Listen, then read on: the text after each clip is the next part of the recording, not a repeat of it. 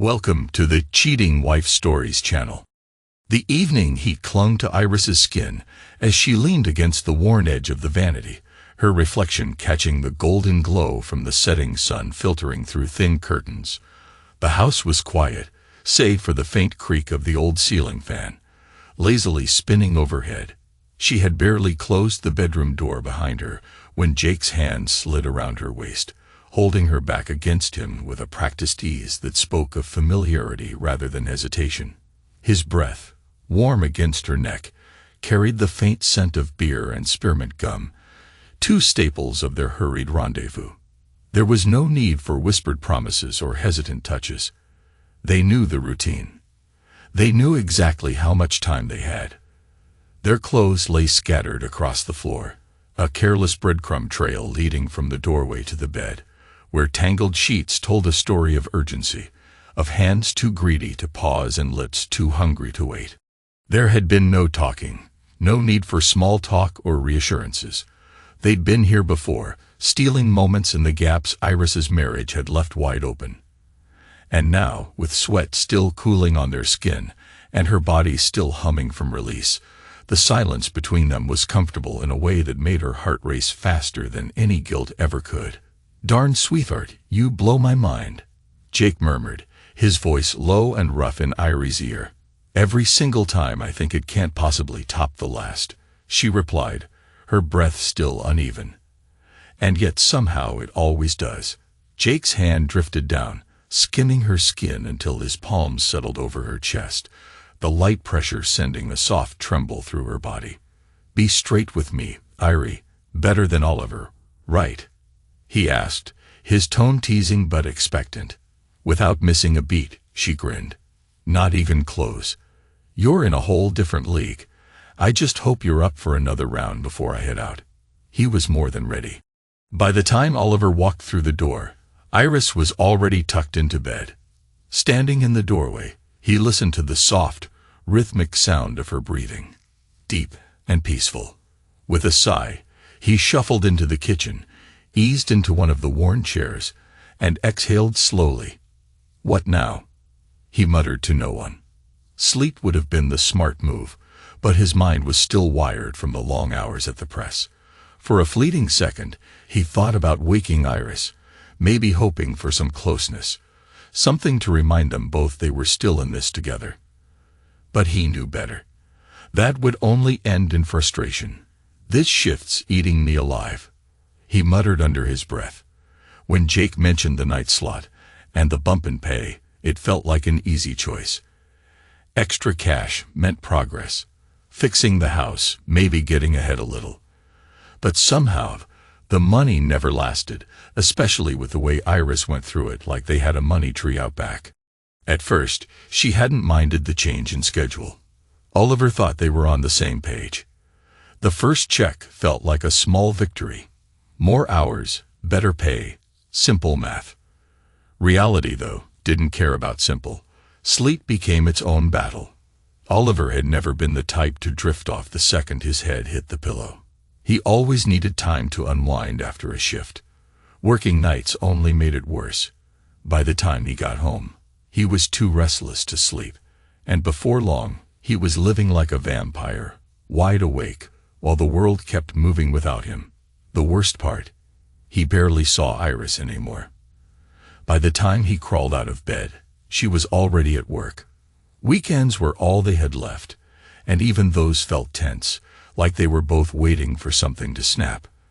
Their bed life, once playful and easy, now felt like just another thing to check off the list. And the money, it disappeared as fast as they made it. Whenever they managed to scrape together a little cushion, Iris found a way to spend it. New clothes, little house projects that never quite got finished, random splurges that never made sense. Oliver wanted to bring it up, but weekends were already fragile. The last thing they needed was another fight about money. He loved their house, though. The old Victorian, with its cracked plaster and sagging porch, had been a mess when they bought it, but it had good bones, and Oliver had poured what little time he had into making it theirs. Every repair felt like proof they were building something together. Lately, though, all those dreams felt like they were slipping further and further away. "This can't be it," he said, his voice barely above a whisper. Another hour ticked by before exhaustion finally started to creep in. He dragged himself into the bedroom and settled into bed beside Iris, careful not to wake her. He slept late, dragging himself out of bed closer to noon than morning. After a quick breakfast, he swapped his sweats for work clothes and wrestled their ancient lawnmower out of the shed. The thick magnolia heat clung to him as he pushed the wheezing machine across the yard, each step a reminder they couldn't afford the riding mower he'd been eyeing for years. On his way to the plant that evening, he stopped at the gas station near work to fill up. While digging out his wallet, the bright colors of the lottery sign caught his attention. "Hey, Millie, throw in a couple lottery tickets," he said to the cashier, forcing a smile. "Figure I'm due for a little luck." "Cutting it close," she said with a grin. "Drawings tomorrow. Hope you hit the jackpot." Oliver tucked the tickets into his wallet and didn't think about them again. The shift that night was rough. Usually, the Hudson Press ran without too much trouble, but tonight was nothing but headaches, one small run after another, each needing new plates, endless cleaning, constant adjustments. One job even called for a rare fifth color, adding even more time to the grind. By the time the shift ended, Oliver felt like he'd been dragged behind the press instead of running it. Still, sleep wouldn't come. Back home, he cracked open a beer and sank into the recliner, the house dark and silent around him. His mind wouldn't shut off, replaying the same loop of worries and regrets. The youngest of 3 kids, Oliver had always been the quiet one, the practical one. His older siblings were outgoing and well-liked, which gave him a bit of cover, but he never really found his own place. Too clumsy for sports, he ended up as the equipment manager for the basketball team instead. Summers were spent hunting with his dad until he landed a job at the print shop at 16, hauling paper and setting up jobs. The physical work packed some muscle onto his frame, maybe enough to catch Iris Tolliver's eye. Iris had been the kind of girl everyone knew, the cheerleader who dated quarterbacks and always seemed a step ahead of life. No one would have guessed she'd end up with a guy like Oliver, but their senior year, something clicked, and they were inseparable after that. Oliver had planned to enroll in community college after graduation, but that plan collapsed when his dad fell off a loading dock and couldn't work anymore. With his dad's paychecks gone, and his mom scrambling to make ends meet with her part-time retail job, Oliver had no choice but to put college aside. Luckily, the print shop kept him on after summer ended, offering him a full-time spot as an apprentice. Iris stuck by him, even as she worked her way through her associate's degree. They got married not long after and scraped together every penny to buy their fixer-upper, a house they were supposed to turn into their dream home. They told themselves they'd wait on kids until they were more stable, convinced they had all the time in the world to chase their dreams. But somewhere along the way, those dreams got buried under bills, exhaustion, and the slow grind of just getting by. How in the world did we end up here? Oliver would wonder late at night. And how do we find our way back? That night, lost in the same loop of questions, he finally gave up and crawled into bed beside Iris. Even in sleep, she was beautiful, and just lying there beside her stirred something deep inside him. He found himself counting down the days until the weekend. The next morning, he slept late again, the bed already empty when he woke up. After a quick breakfast, he gathered his tools and got to work taping off the drywall seams in the back room. Just one more half-finished project in a house full of them. By the time the prep work was done, the afternoon was already slipping away. He made a quick sandwich, packed dinner for work, and grabbed a fast shower before heading back to the plant. That night's shift ran smoother than usual, leaving Oliver only half as wiped out as he usually felt. But even with the easier night, sleep still played hard to get. Not wanting to wake Iris, he flipped on the TV and settled in. Just as he leaned back, the lottery numbers flashed across the screen. On a random impulse, Oliver fished the crumpled lottery tickets out of his wallet, glancing at the numbers with barely any interest, until they all lined up perfectly. His pulse quickened, disbelief crashing over him as he double and triple checked. The numbers didn't change. Hands shaking, he bolted for the bedroom, grabbing Iris's shoulder and shaking her awake. "We won," Oliver shouted. "Iris, we hit the jackpot." Iris groaned, turning her face deeper into the pillow. "Go back to sleep, Oliver." "No, I'm serious," he insisted. "We're rich, millionaires." That got her attention. Wiping the sleep from her eyes, she sat up, rubbing her face. Skeptical but curious, she grabbed her phone and checked the numbers online. Her jaw dropped. Holy smokes, $10 million. They screamed, laughed, and jumped around the bedroom like giddy teenagers, eventually collapsing onto the bed in a breathless, giggling heap. In his excitement, Oliver accidentally tore her nightgown. "That was my favorite one," she shrieked, laughing through her mock outrage. "Don't worry," he grinned. "I'll buy you a whole closet full."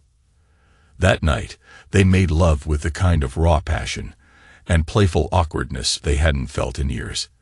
They fell asleep wrapped around each other, more connected than they'd been in a long time. The next morning, sunlight streamed through the windows when Oliver finally woke up, surprised to find Iris still in bed beside him. "Shouldn't you already be at work?" he asked, groggy. She stretched luxuriously and gave him a satisfied smile. "Nope. Already called in and quit. I'm done babysitting cranky old customers." Oliver hesitated, something uneasy stirring in his gut, but decided to let it slide for now. After breakfast, Iris couldn't wait to share their news with her family, but Oliver gently stopped her. "Let's call the lottery office first," he suggested. "We need to make sure everything's official before we start telling people." "Oh, come on, Oliver. We checked the numbers ourselves. It's real." "I just want to talk to someone," he insisted. "Figure out how they pay it out. Monthly checks might be smarter than taking it all at once." Iris rolled her eyes, but for the moment she went along with it. "So, what's the plan today, Mr. Big Bucks?" she teased. Oliver planned to meet with an accountant his dad had trusted for years to get some advice, and despite everything, he still planned to show up for his shift at the plant. "Why bother?" Iris asked, genuinely puzzled. "We never have to work again. I just think we should take it slow," Oliver said cautiously, already sensing they weren't on the same page. The accountant's advice was sobering. Between taxes and the way lottery payouts worked, the final amount they'd actually see would be much smaller than $10 million. Even more concerning, most lottery winners burned through their windfall in just a few years. Oliver left the office with a lot on his mind.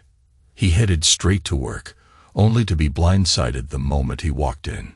Sean, his loudest coworker, came barreling toward him with a grin stretching ear to ear. "You lucky fool. Why didn't you tell anyone you hit the jackpot?" Before Oliver could even respond, half the crew swarmed him, firing off questions. Was he quitting? What was he gonna buy first? Was he taking the lump sum or the annuity? Oliver stood there, stunned, his mouth opening and closing without a word. "How do you all know?" Oliver finally asked. Sean clapped him on the back. "Man, it's all over the news. Whole town's talking about you." It was pointless to even try working after that. The manager, realizing the circus wasn't going to die down, sent Oliver home early. As he pulled into the driveway, his stomach dropped. The front yard was crawling with people, neighbors, reporters, distant relatives he hadn't seen in years, and even a local news truck parked at the curb. And right there in the middle of it all was Iris. Dressed to impress, hair curled, makeup flawless, beaming like a pageant queen while charming the reporters. Oliver pushed his way through the crowd, grabbed her arm, and pulled her aside. "What on earth, Iris?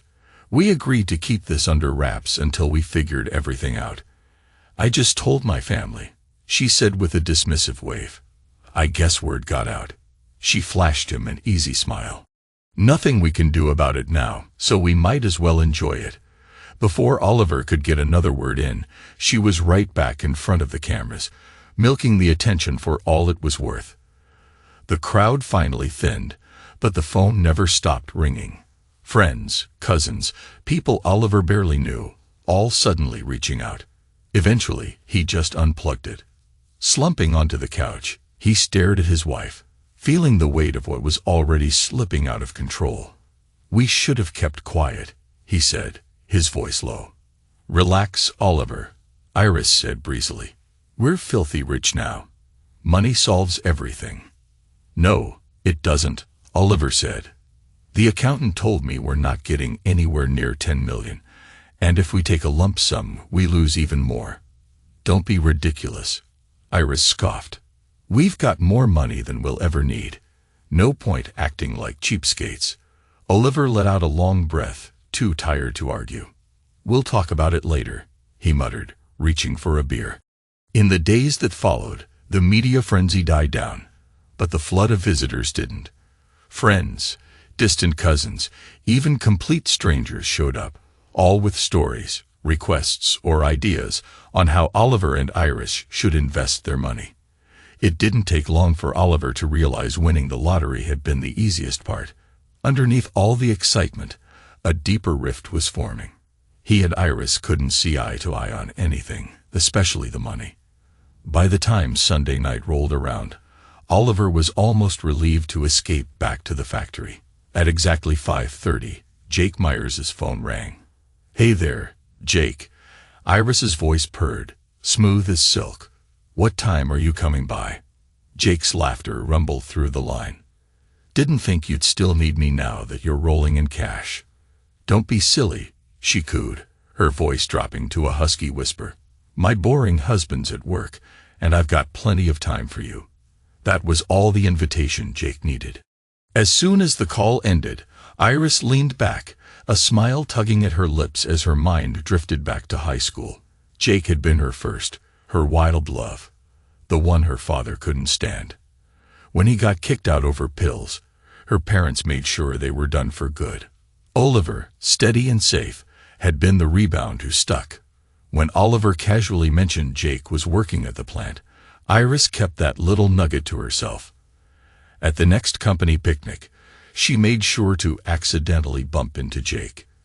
From there, it didn't take much to rekindle the old spark. Jake had even been the one who nudged Oliver into taking the night shift, giving them all the alone time they needed. 2 hours later, Iris lay beside Jake, her skin still tingling. "Gosh, I needed that," she sighed. Jake smirked. "What's the matter?" "Hubby not delivering." "Not even close. And now he's acting like we've got to guard every penny like it's gonna disappear overnight. He wants to spread the payout over 26 years. Can you believe that?" Jake's eyes narrowed thoughtfully. "You know, there's a way you could end up with a whole lot of that money all to yourself, and without having to sneak around." Iris's interest peaked instantly. "Go on." When Oliver clocked in on Monday, the mood at work was different.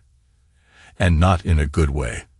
The early cheers and backslaps had faded, leaving behind stiff silences and sidelong glances. Conversations died the second he walked into a room. Some coworkers wouldn't even make eye contact, while others shot him looks that ranged from envy to outright hostility. By the time Friday rolled around, things seemed to level out a bit, until his supervisor approached during dinner break, accompanied by a stranger in a suit. "Sorry, Oliver," the supervisor said awkwardly. "This guy needs a word with you." Without a word, the man handed Oliver a thick envelope. "You've been served."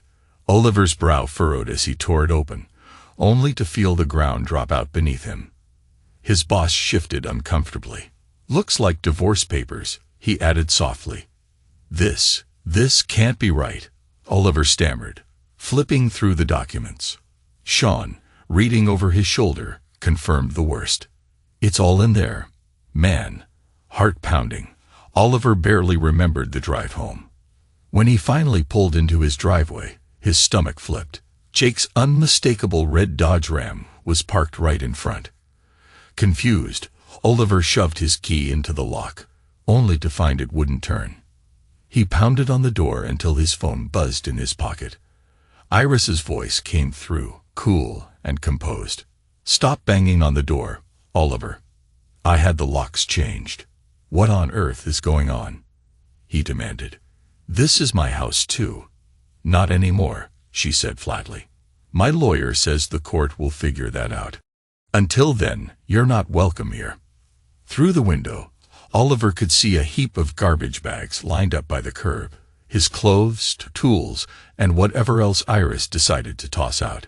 His gaze flicked to Jake's truck. "What's Jake's truck doing here?" "Jake." Her voice turned syrup-sweet.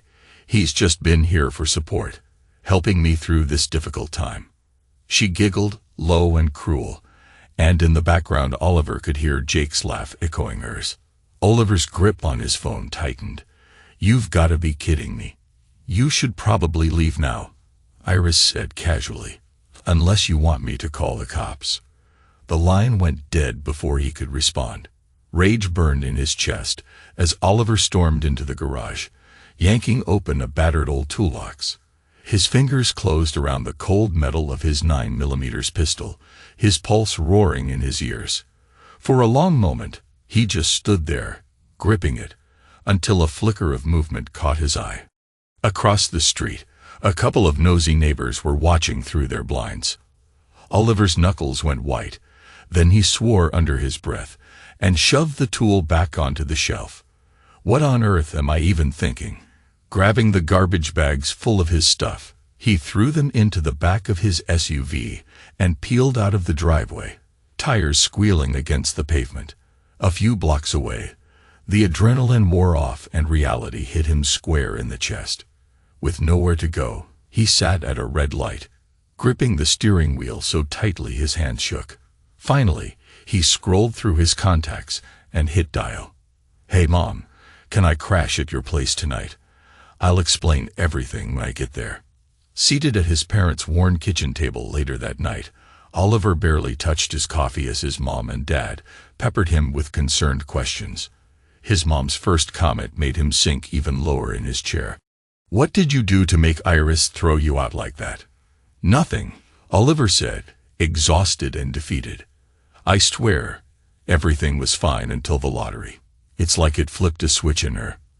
His parents exchanged uncertain glances, clearly skeptical, but too polite to press the issue further. They left him to retreat into his old bedroom, the same room he'd slept in as a kid, where the walls still had posters from his teenage years. He spent most of the weekend there, too numb to fully process how his life had unraveled in less than a week. His thoughts spun like a rusted carousel, veering wildly between grief, anger, and disbelief. One minute, he fantasized about getting even. The next, he missed Iris so much it physically hurt. The only relief came when he ran, long, punishing jogs through the park, pounding pavement until the ache in his legs was stronger than the ache in his chest. Saturday afternoon, his phone rang, and for a heartbeat, he thought, hoped, it might be Iris. It wasn't. It was Sean, inviting him to dinner on Sunday. Grateful for any excuse to get out of the house, Oliver accepted without hesitation. Sunday morning, though sleep refused to come, still searching for some kind of clarity, he decided to go to church for the first time in years. It was a mistake. The sermon washed over him like background noise as he sat surrounded by happy couples and smiling families, each one a reminder of everything he'd just lost. The tightness in his chest only got worse. He tried to slip out before anyone noticed, but luck wasn't on his side. He was halfway to the door when Iris' parents spotted him. "You've got some nerve showing your face here after what you did to my daughter." Mr. Tulliver's voice cut through the murmur of the crowd. Oliver froze. "I didn't do anything to Iris. She's the one who kicked me out." "That's not what she told us," Mr. Tulliver sneered.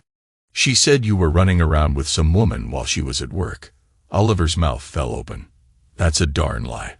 I never cheated on her. Not once." The whispers in the sanctuary grew louder, heads turning, eyes narrowing. Oliver could feel the weight of their judgment settling on his shoulders. "She said you'd deny it, Mr. Tulliver said coldly. "Why don't you take your lottery money and buy all the women you want?" Mrs. Tulliver tugged her husband away, but the damage was done. Oliver stood there, humiliated, furious, and powerless as the gossip mill kicked into high gear. That night at dinner, Oliver vented to Sean and Paula, reliving every humiliating detail: Iris's lies, the confrontation at church, and the cold stares that followed him out the door. By the time he was done, he was too drained to even eat. "You need a lawyer, Oliver," Paula said gently. "First thing Monday. You've got money now. Protect yourself." "I don't even know where to start," Oliver admitted. "My uncle's a family attorney," Sean offered. "He's solid."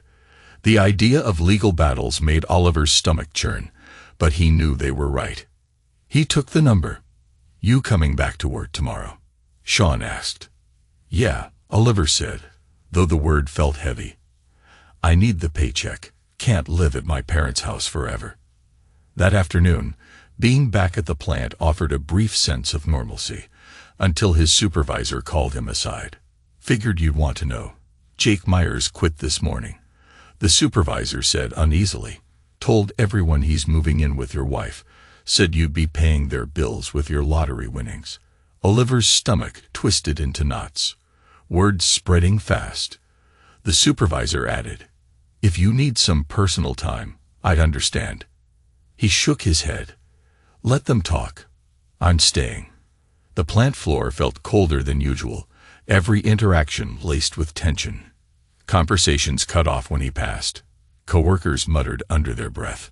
Someone snickered near the break room, and Oliver could swear he heard his name. Keeping his focus was nearly impossible. At one point, Sean had to physically stop him from loading the wrong plates onto the press.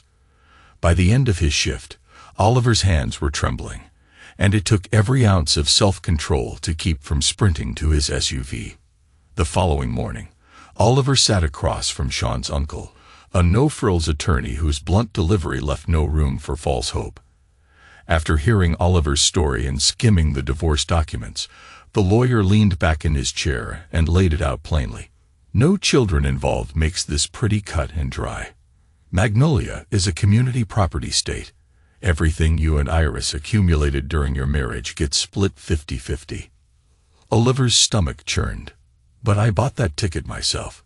She didn't even know about it." "Doesn't matter," the lawyer said with a shrug. "Since you were married when you bought it, it automatically counts as joint property. That's the law." Oliver swallowed hard. "And the house? I put years into fixing that place up." "Doesn't count for much, I'm afraid," the lawyer said. "Unless you two come to your own agreement, the court will most likely order the property sold and the proceeds divided." "This isn't fair." "Fairness doesn't factor into it," the lawyer replied. "The only silver lining is that thanks to the lottery, you'll still walk away with more than most people do after a divorce." Oliver left the office in a daze, the lawyer's parting words bouncing around his skull without fully landing. Just 2 weeks ago, his biggest challenge was adjusting to the night shift. Now he was broke, humiliated, living at his parents' house, and about to watch half of everything, his future included, slip through his fingers. "That darn lottery ruined my life," he muttered under his breath. The next couple of weeks, Oliver stuck to a strict, mind-numbing routine. He worked his shifts, helped with chores at his parents' place, and pushed himself through long, brutal workouts just to burn off frustration and drown out the noise in his head. With nowhere else to go, keeping busy was all he had. Still, no matter how hard he tried to outrun his thoughts, they crept back in during the quiet moments. Eventually, though, a new idea began to take shape, a way to seize control of at least one piece of his life. When he finally laid it all out for Sean and Paula over dinner, they both stared at him, stunned. Sean shook his head slowly. "Are you absolutely sure about this? It's a heck of a choice." "I've thought about it from every angle," Oliver said. "This is the only way I'd walk out of this with my head up." Sean exhaled through his nose. "All right, man. You know I've got your back, but people are gonna think you've lost it." Maybe I have, Oliver said with a tired smile. That Friday, Oliver and his lawyer sat across a conference table from Iris, her attorney, and Jake, who looked entirely too pleased with himself. Iris's lawyer barely got 2 sentences into his spiel about asset division before Oliver held up a hand to stop him. "Forget all that," Oliver said. "Here's my offer."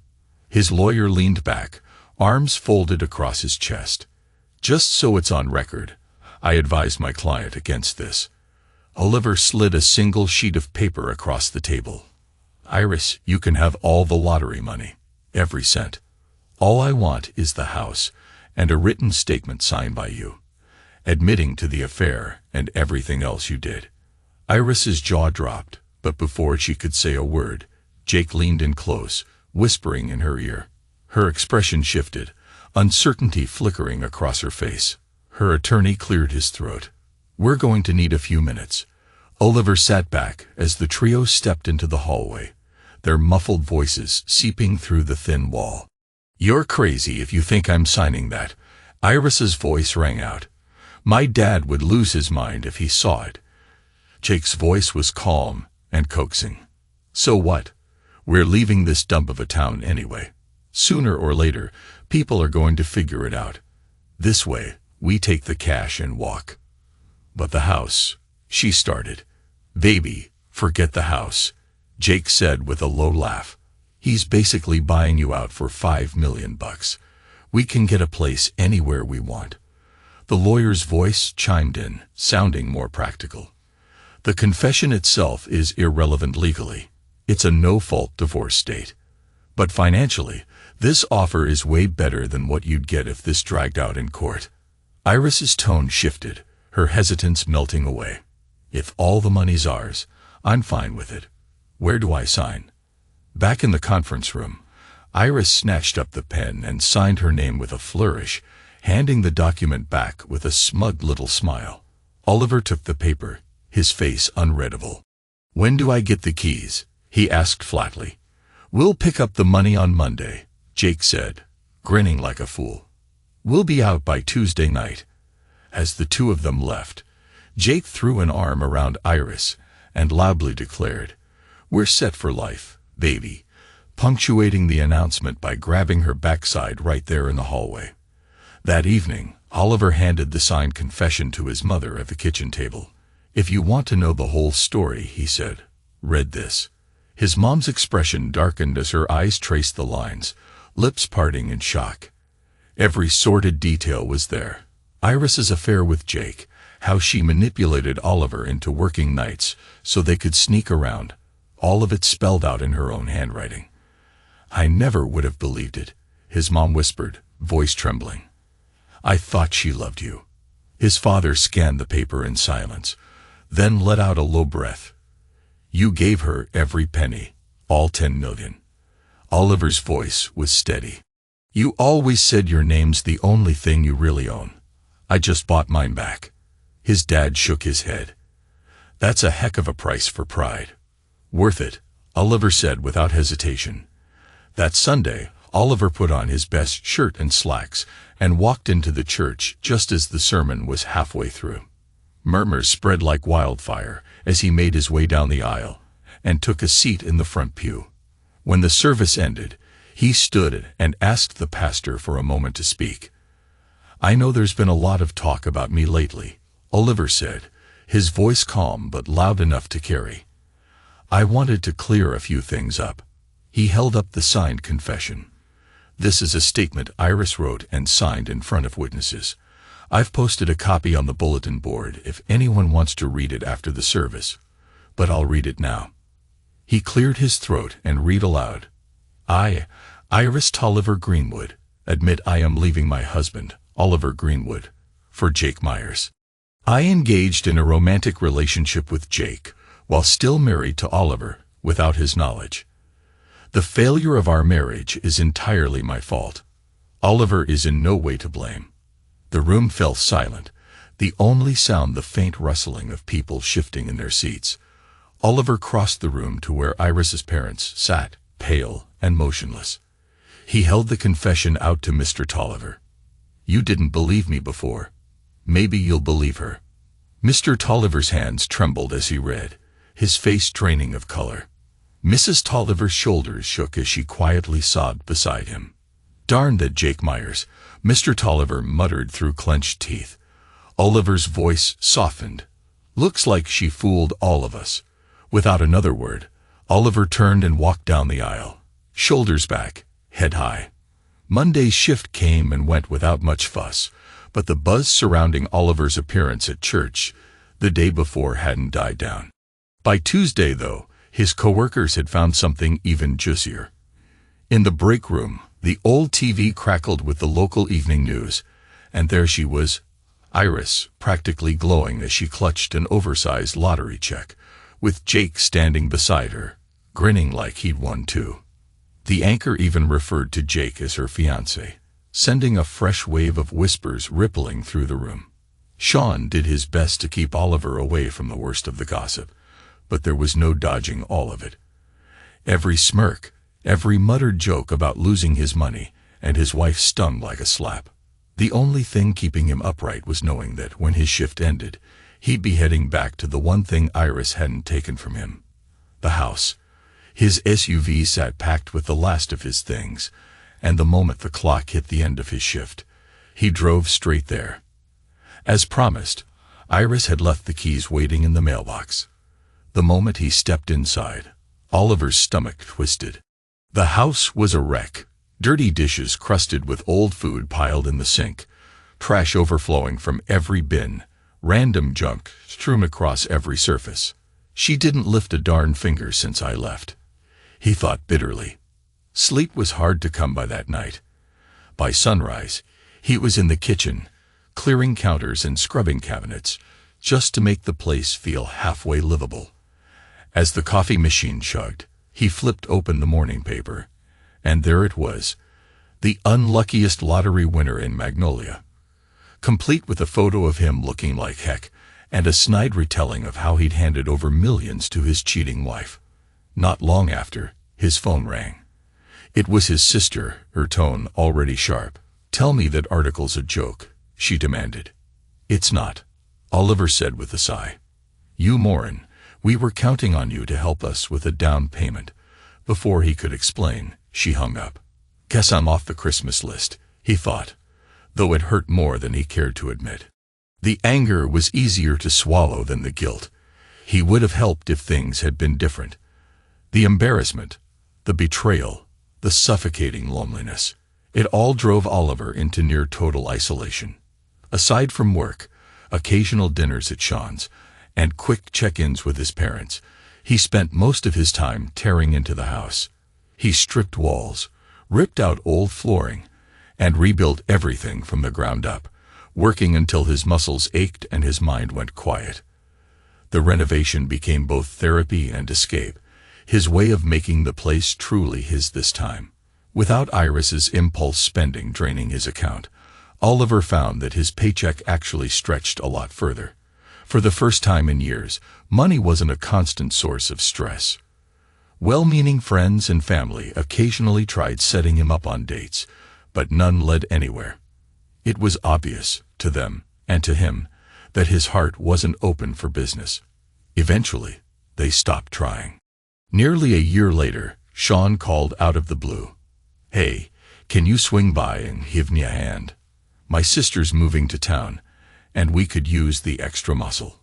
Oliver agreed without hesitation, and while they loaded furniture into the moving truck, Sean filled him in. "Brooke's been in a rough spot," he said. "Her husband turned out to be a real piece of work.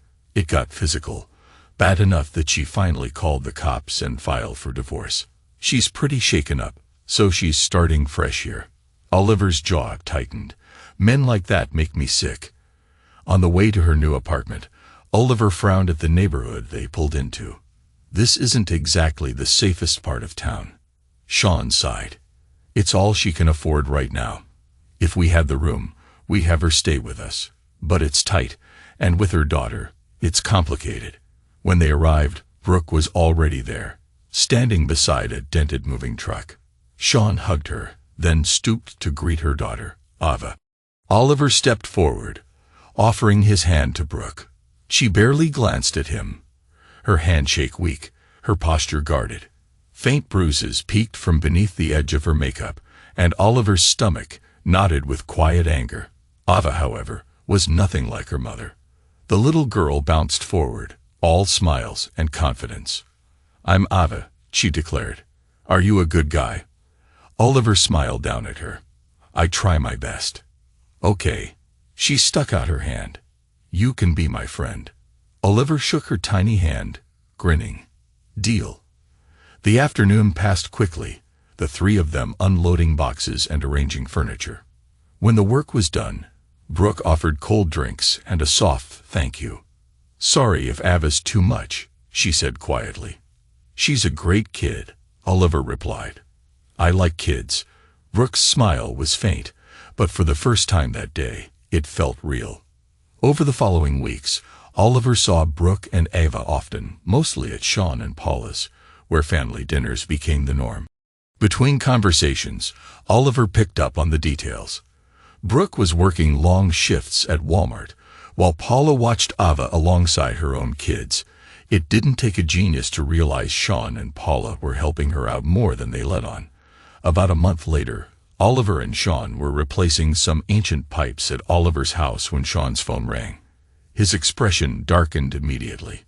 "We need to go," Sean said sharply, hanging up. "What's going on?" Oliver asked. "Brooke just called. Her ex is outside her apartment, watching her through the window." Oliver grabbed his keys without a second thought. On the way, he reached into the toolbox behind his seat and grabbed a heavy pipe wrench, just in case. As they turned the corner onto Brooks Street, they spotted a man banging his fist against her door, shouting words they couldn't quite make out. "Hey!" Oliver's voice rang out, sharp and furious. "Get away from her!" The man spun around, startled, then bolted into the darkness before they could get close enough to grab him. Sean took off after him, but the guy was gone. Oliver knocked gently on the door. "Brooke, it's me and Sean. You're safe now. Open up." After a long pause, the lock clicked and the door opened a crack. Brooke stood there, pale and trembling. "You okay?" Oliver asked softly. "I'm scared, but I'm all right," she whispered. "Where's Ava?" "In her room," Brooke said. Oliver walked down the hall and found Ava curled up under her bed, only the tips of her socks showing. "Hey, kiddo," he said gently. "It's me, Oliver. You're okay now." She crawled out, tears streaking her face, and threw her arms around his neck. Oliver carried her back into the living room, holding her close until her breathing calmed. "Why was my daddy yelling at Mommy?" Ava asked, her voice small and afraid. Oliver knelt beside her, his voice gentle. "I don't know, sweetheart, but I promise you, you and your mom are safe now." Sean rested a hand on Brooke's shoulder. "You're coming to our house tonight. No arguments." Relief flooded Brooke's face. Oliver helped her pack a bag with essentials while Sean called Paula to let her know they were on their way. When they reached the house, Paula was already at the door, arms wide open. She wrapped Brooke in a hug, then knelt down to scoop Ava into her arms. "Guess what, Ava?" Paula said, her smile bright and warm. "We're having a sleepover." Ava's face lit up at the mention of a sleepover, and she ran off to play with Paula's daughters while the adults gathered in the living room. Sean's voice was firm. "You're not going back to that apartment, Brooke. Reed knows where you live now. It's too risky." "I can't just impose on you," Brooke protested. "There's no room at your place, and Reed's probably too scared to come back." "No way," Sean said. "We'll figure something out." Oliver, quiet until then, spoke up. "There's another option." All eyes turned to him. "I've got a big house with more space than I need," Oliver said, a little hesitant. "You and Ava could stay there. There's a spare room with its own bathroom. You can set it up however you like. I work nights, so you'd have plenty of space." He trailed off, worried it sounded awkward. "But if that's weird, I understand." Sean cut in. "That's a great idea if you're okay with it, Oliver." He turned to Brooke. Oliver's my best friend. I trust him with my life. Reed wouldn't know where to find you." With some gentle nudging from Sean and Paula, Brooke agreed. That night, they packed her things and moved her into Oliver's house. Paula brought her and Ava over for a quick tour. Brooke was grateful, though Ava was less impressed. Staring out the back window, she asked, "Where's your swing set?" Oliver grinned. "No swing set, but there's a park down the street." Ava considered that for a moment, then gave a decisive nod. "Okay, that works." The first few days were awkward. Oliver and Brooke mostly avoided each other during the week, with Oliver working nights and Brooke working days. Weekends were different. On Saturday morning, Oliver woke to the smell of bacon and eggs. He came downstairs to find Brooke and Ava setting the table. "This looks amazing," Oliver said. "You didn't have to do all this." "You've been so kind to us," Brooke said with a smile. "It's the least we can do." Ava gave him a serious look. "You snore." Brooke's face went red. "Ava." Oliver just laughed. Guilty as charged. Later, Oliver went to the backyard for his workout, and Ava followed, curious. "What are you doing?" she asked. "Exercising," he said. "What's that?" He grinned. "It's like a game for grown-ups. Wanna try?" She eagerly joined in, though she quickly lost interest, until Oliver remembered an old song. "Head, shoulders, knees, and toes." He sang, and Ava lit up, giggling as they did the moves together. Brooke stepped outside. "Ava, leave Mr. Greenwood alone." "It's fine," Oliver called back. "We're just having fun." From then on, whenever Ava saw Oliver outside, she joined him for her head and shoulders workout. Soon, Brooke joined too. Before long, she was keeping up with Oliver's routine. He couldn't help but notice how strong and confident she looked, something her ex had clearly tried to knock out of her. After their morning workouts, Oliver went for his run while Brooke and Ava made breakfast. Oliver hadn't eaten this well in years. During the week, while Brooke worked and Ava stayed with Paula, Oliver kept busy with house projects, especially fixing up their room to make it more comfortable. He realized, to his surprise, that he liked having them there. The house felt warm and alive again. One night after work, Oliver overheard two coworkers talking in the restroom. "You'll never guess who my brother saw," one said. "Jake Myers in Lexington." "Where?" the other asked. "At some club. He and Iris were flashing cash. Just got back from Edgewater City. My brother says they bought a mansion." Hearing Iris's name hit Oliver harder than he expected. Driving home, old memories and humiliations replayed in his mind. Sleep felt impossible. He settled into his chair, flipping on the TV, hoping to quiet his thoughts. Before long, soft footsteps sounded behind him.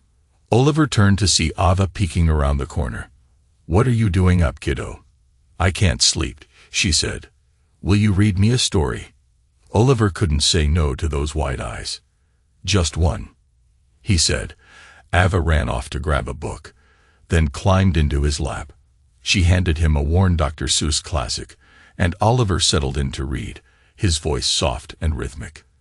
Before he knew it, Ava was fast asleep, curled against him. Morning light woke him. Ava was still tucked beside him, a blanket someone had draped over them during the night. Oliver carefully stood, covered her back up, and headed to the kitchen, where Brooke was already cooking. She smiled. "Looks like you had some company last night." Oliver shrugged. She couldn't sleep. Brooke's smile softened. "She's been through a lot." "You were really sweet to her." Oliver shrugged again. "I liked it, actually." Brooke gave him a warm smile, and they settled into an easy rhythm, something that felt a lot like home. About a week later, Sean and Paula hosted a backyard picnic for the whole group. While Brooke played with the kids, Oliver helped Paula set up the picnic table. The sound of children's laughter filled the air, blending with the scent of burgers sizzling on the grill. As they worked, Paula glanced sideways at Oliver. "So," she asked casually, How's it going with Brooke and Ava living at your place? Honestly, it's been great, Oliver said. No trouble at all. Paula gave him a pointed look. And what do you think about Brooke herself? Oliver shrugged, keeping his expression neutral. She's great. A wonderful mom, and a pretty fantastic cook too. That's not what I meant, Paula said with a teasing smile. Have you thought about asking her out? Oliver's eyebrows shot up. A date? I don't know, Paula. Wouldn't that be weird? She's living in my house. I wouldn't want to make her uncomfortable. Maybe you're overthinking it, Paula said. You might be surprised how she feels. Oliver hesitated. I really doubt she sees me that way. Paula's smile only widened. You could be wrong. Just think about it. She called everyone over for dinner, leaving Oliver alone with the idea, one that lingered long after the meal ended. Over the following days, it kept circling his mind. There was no denying he was attracted to Brooke, especially during their morning workouts when she jogged beside him in shorts and a t-shirt. But it wasn't just that. She was easy to talk to, patient with Ava, and had a quiet strength that was nothing like Iris's drama and extravagance. Still, Oliver hesitated. He loved having Brooke and Ava around. The house felt warm and alive again. If he made things awkward and Brooke felt she had to leave, he wouldn't just lose her, he'd lose Ava too. The thought of that was surprisingly painful. That internal debate filled his mind during the drive home from work one evening, until it was shoved aside the moment he saw the unfamiliar car parked at an odd angle in front of the house. The front door was wide open, spilling light across the lawn. Oliver's stomach dropped. Reed. He killed the engine, ran into the garage, and grabbed his pistol from its hiding spot, his pulse thundering in his ears. Chambering around, he crept toward the house, his hands trembling. A shout echoed from inside, followed by Brooke's scream. Peering around the doorframe, Oliver saw a tall, broad-shouldered man, the same man from Brooke's apartment, gripping her shoulders, shaking her violently. Reed. Oliver's chest tightened with fear and fury. Time slowed as he stepped inside, weapon raised. Let her go, Reed. Oliver barked. Reed whipped around, yanking Brooke against him and pulling a revolver from his waistband, pressing it to her temple. Back off, he snarled. For a moment, no one moved. Then Ava appeared in the hallway, her face twisted with fear. Mommy, she shrieked, running toward them. Oliver lunged, scooping her up before she could get too close. Stay right here, Ava, he said firmly, holding her tight as her sobs shook her tiny body. Reed's grip on his own tool tightened, knuckles white, face twitching with rage. Oliver could see the instability in his eyes. The man was spiraling fast. Oliver's mind raced. Somehow, he had to distract Reed. As Ava wriggled in his arms, an idea sparked. Hey, Ava, Oliver said softly, keeping his voice calm. Since we're all awake, how about we do some exercises? Ava sniffled, confused, but gave a hesitant nod. Oliver met Brooke's wide eyes and prayed she caught on. Mommy can do exercises too, he added. It'll be fun. Reed's brow furrowed in confusion, but Oliver ignored him, focusing only on Brooke. Let's start with head and shoulders, Oliver said. Nice and slow. Ava placed her hands on her head, then her shoulders. Brooke mirrored her, though her movements were stiff with fear. Knees to toes, Oliver said. As Brooke bent forward, Oliver fired. The shot struck Reed high in the chest, sending him stumbling back just enough for Brooke to break free and dive to the floor. Reed raised his revolver, but Oliver's second shot went wide. Reed steadied his shaking hand, preparing to fire, but Oliver's third shot struck him square in the forehead. Reed collapsed, his weapon clattering to the floor. Brooke grabbed Ava, holding her so tightly that the little girl squeaked, but neither of them let go. Oliver kicked Reed's tool away, his hands trembling so badly it took 2 tries to dial 911. After hanging up, he called Sean. Get here now, Oliver said, his voice raw. Reed's here, or was. He set his pistol on the mantel and dropped to the floor beside Brooke and Ava, wrapping his arms around both of them. His whole body shook as adrenaline drained away, leaving him spent and terrified by how close they'd all come to disaster. "I thought I lost you," he whispered over and over, tears slipping down his face. That's how the police found them, a shattered family clinging to each other on the floor. 2 years later, on a sunny Saturday, Oliver stood at his grill, flipping burgers while Sean handed him a beer. Paula and Brooke sat on the patio, keeping an eye on the kids, including Ava, who was now happily playing with Sean and Paula's girls on the brand-new swing set Oliver had built. Before the guests arrived, a sudden knock at the door startled Oliver. When he opened it, Iris stood there, older, thinner, her platinum hair streaked with dark roots. "Well, if it isn't my favorite ex," she said, spinning slowly to show off her surgically enhanced figure. "How do I look?" Oliver's expression remained flat. "What do you want, Iris?" She smiled sweetly. "Just thought I'd stop by and see my old flame." "You're looking good, Oliver. Been working out?" He crossed his arms. "What happened to Jake?" Her smile faltered. "Ran off with the last of my money." "And the rest of the 10 million. Gone," she admitted with a bitter laugh. "The mansion, the cars, all of it." Oliver's eyes narrowed. "You came back looking for help, didn't you?" Her smile turned hopeful. "I was thinking maybe we could give it another shot." Before Oliver could answer, the door opened and Brooke stepped out, her pregnant belly unmistakable. "Everything okay, sweetheart?" she asked. Oliver slid his arm around her waist. "Just fine," he said, looking straight at Iris. "Thanks for stopping by." With that, he led Brooke inside and shut the door, leaving Iris standing alone on the porch. Later, while grilling, Oliver caught sight of Brooke laughing as Ava squealed with delight on the swing set. His chest filled with warmth, not just for Brooke, but for the life they'd built together. "You called it," Sean said quietly. "I can't believe they blew through all that money." "Some people never change," Oliver said, flipping another burger. Sean raised his beer. "You really did hit the jackpot, you know." Oliver smiled, watching Brooke wave at him from across the yard. "Yeah," he said softly. "The real one." The sun had started to dip behind the trees, washing the backyard in gold and amber as Oliver stood at the edge of the deck, a cold beer in hand, and the scent of grilled burgers drifting through the air. Laughter echoed from the swing set, where Ava's delighted squeals rang out every time the swing lifted her higher. Brooke stood nearby, one hand resting on her rounding belly, the other shielding her eyes, as she watched their daughter with a quiet smile. The house, the same house Oliver once thought he'd have to walk away from, felt different now.